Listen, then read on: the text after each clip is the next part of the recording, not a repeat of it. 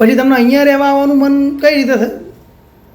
અહીંયા મને એવું થયું કે હું પહેલાં રેમ્બસેરા છોડ્યું 4-5 મહિના સુધી હું રખડ્યો મારા. એટલે 4-5 મહિના સુધી પાછું રખડવાનું થયું? હા, જાન્યુઆરીથી કાઢ્યો મને પછી રેમ્બસેરામાંથી. હા, પછી મારા ભાણી ત્યાં ગયો, ત્યાં થોડા દાડા રહ્યો તો એ પાછળ એમના હસબન્ડ જેવા તેવું બોલવા માંડ્યા કે ખાવાનું થોડું મોડું હોય ને તો કે મોડું કેમ બનાવ્યું, કેમ મીઠું નહીં નાખ્યું. એ તો પણ એમના ઘરમાં આ તકરાર ચાલતી જ રહેતી હશે. હા, પછી છોકરીને જેવા તો મા બેન સામે ગાળો બોલતા હતા.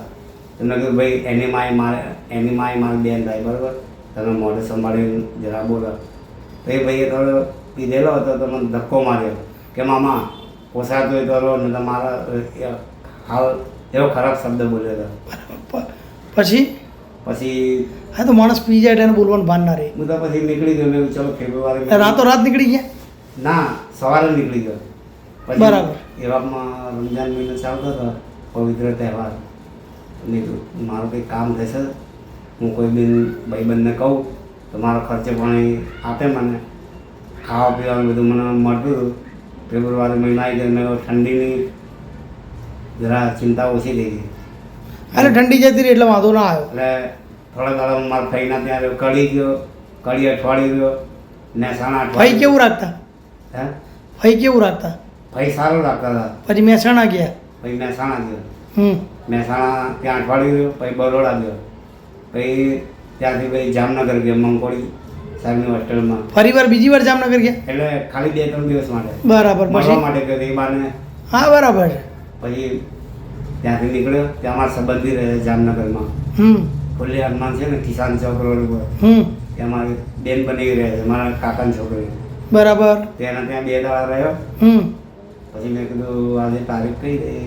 28 તારીખ થઈ. તો પછી હું તો અમદાવાદ આવવા માટે નીકળી ગયો. પછી મારો તહેવાર આવ્યો, પછી આમ ત્યાં ફર્યો, મારો ખર્ચો નીકળી ગયો. પછી મને એવું લાગ્યું કે મારે ચોક્કસ રૂમ લેવો જ પડશે. તમે વસ્ત્રાપુર ગામમાં બરવાળાવાસમાં 1 મહિના સુધી હું ત્યાં રહ્યો. રૂમનું ભાડું કેટલું હતું? 4000 કહેતા હતા, પણ મને કે 500 ઓછા આપ્યો. એટલે 3500માં રૂમ રાખ્યો? 3500માં રૂમ રાખ્યો. તો ભાઈ ખાવા પીવાનું એનું બહારથી જ ખાતા? ખાવા પીવાનું તો મારે કોઈ ટેન્શન હતું જ નહીં. હું ગમે ત્યાં ખાઈ લઉં, કોઈ બી મને ખવડાવી દે. જો કે આપણને ભૂખ્યા ઉઠાડે પણ ભૂખ્યા આપણને ઊંઘાડતા નથી. એટલે અમદાવાદમાં એક જે કહીએ ને કે